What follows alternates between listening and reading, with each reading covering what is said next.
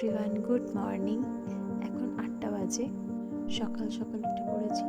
আজকে আগে জামা কাপড়গুলো সব ওয়াশিং মেশিনে দিয়ে দেবো।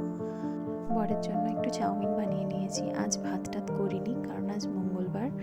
আজ জ্যৈষ্ঠ মাসের শেষ মঙ্গলবার। আমি তো খেতে পারবো না, বড্ড কষ্ট। এই যে দেখো, বরের খাবার রেডি করে দিলাম। এবার আমি ব্রতর খাবারের জন্য কাটাকুটিগুলো করে রাখবো। আজ আমার মাসতুতো ননদকে নেমন্তন্ন করা হয়েছে, তারা আসবে, তো সেই জন্য তাড়াতাড়ি সব কাজ সারছি। এই দেখো, আমার শাশুড়ি মা বাচ্চাটাকে কোলে নিয়ে রান্না বান্না করছে। ও কোল থেকে নামছিল না আজকে। আমি স্নান টান করে নিলাম। এরপর আমি পুজো দিতে যাব। মা ততক্ষণ বাচ্চাটাকে রাখবে আর এই টুকটাক কাজগুলো করে নেবে। আমি শাড়ি টাড়ি পরে একদম রেডি। এরপর আমি বেরোবো। আজ ভীষণ গরম ছিল, ভীষণ রোদ ছিল। এই দেখো, আসার সঙ্গে সঙ্গেই আমার পুচকাটি কোলে চেপে গেছে। একটু আদর করে নিলাম। তারপর এই যে অক্ষত্র মাখা হচ্ছে, এটা আমাদের নিয়ম। এটা খেতে হয়, তারপরেই আমরা ব্রত ভাঙতে পারবো।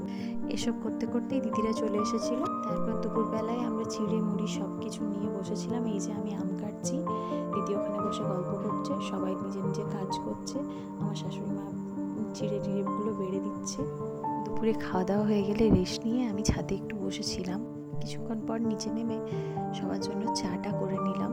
এখানে আমার ব্লুটুথ হেডফোন দেখলে ওটা আমার সারাক্ষণের সঙ্গী। যখনই কোনো কাজ করি বা এমনি বসে থাকি, আমি গল্প শুনতে খুব ভালোবাসি। তোমরা যারা গল্প শোনো তারা আমাকে প্লিজ কিছু সাজেস্ট করবে। আমার মোটামুটি সব সারা হয়ে গেছে। এই দেখো, এখানে দিদি লুচিগুলো বেলে দিচ্ছিল আর মা লুচিগুলো ছেঁকে দিচ্ছিল। খাওয়া দাওয়া করে যখন ওরা বাড়ি গেল, আমার ছেলে তখন ঘুমানোর জন্য ব্যস্ত। যাই হোক, ও শুয়ে পড়েছে। এবার আমিও শোবো, তোমরাও শুয়ে পড়ো। Good night.